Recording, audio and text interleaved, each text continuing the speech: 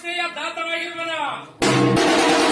ಅದೇ ಆಶ್ರಯವನ್ನು ಪಡೆದ ಮೂಕ ಪಕ್ಷಿಗಳಾಗಿರುವ ಗಿಳಿ ಪಾರಿವಾಳಗಳು ಸಹ ಶ್ರೀ ಗುರು ಕೊಟ್ಟೂರೇಶ್ವರನ ಪೂಜಾ ಕೈಂಕರ್ಯವು ನಡೆಯುವ ಸಮಯಕ್ಕೆ ಶ್ರೀ ಗುರು ಕೊಟ್ಟೂರೇಶ್ವರನ ಶಿಖರವನ್ನೇ ಪ್ರದರ್ಶನವನ್ನಾಗಿ ಮೂಕ ಭಕ್ತಿಯನ್ನು ತೋರುತ್ತವೆ ನೋಡದೇವ.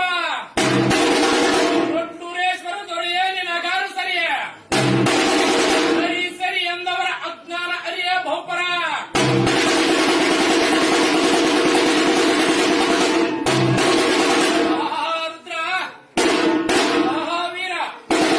ಎಚ್ಚರವಿರಬೇಕು, ನಡೆ ನುಡಿಯಲ್ಲಿ ಮತ್ಸರವಿರಬೇಕು, ಭವಸಾಗರದಲ್ಲಿ ಮನವು ಅಚ್ಚುರಿಯುತ್ತಿರಬೇಕು. ಲಿಂಗದಲ್ಲಿ ಅಂತರಂಗದಲ್ಲಿ ಅಂತರಂಗದಲ್ಲಿ ಜ್ಞಾನಿಯಾಗಿ ಶಿಕಾಪುರದಲ್ಲೇ ಶಿಖರವನ್ನೇ ಸೃಷ್ಟಿಸಿ ಹೇಳಿದ ಭಕ್ತರ ಇಷ್ಟಾರ್ಥವನ್ನು ಪೂರೈಸಿ ಆಗ ಬಹುಳ ಮೂಲ ನಕ್ಷತ್ರದ ಸಮಯಕ್ಕೆ ಸರಿಯಾಗಿ ಚಿನ್ನದ ಹಾಲಿನ ಪ್ರಸಾದವನ್ನು ಪಡೆದು ಸರ್ವ ಸದ್ಭಕ್ತರಿಗೂ ದರ್ಶನವನ್ನು ಕೊಡುತ್ತಾ ಆಶೀರ್ವಾದವನ್ನು ನೀಡುತ್ತಾ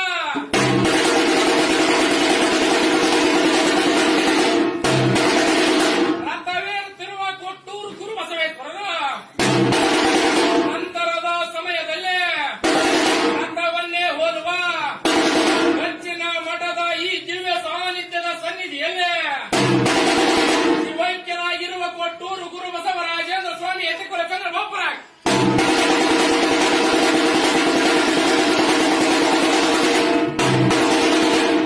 ರುದ್ರ ಮಹಾವೀರ ನಮ್ಮ ಪರಮೇಶ್ವರನಿಗೆ ಬಿಲ್ವ ಪತ್ರ ಎಂದರೆ ಅಚ್ಚುಮೆಚ್ಚು.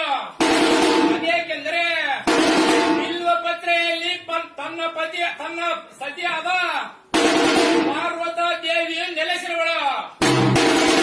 ಅದೇಕೆಂದರೆ ಹಿಂದಿನ ಪೌರಾಣಿಕ ಕಥೆಗಳ ಪ್ರಕಾರ ಬಿಲ್ವ ಪತ್ರೆಯ ಮರವು ಪಾರ್ವತಾ ದೇವಿಯ ಬೆವರಿನಿಂದ ಹುಟ್ಟಿತು ಎಂದೇಳ.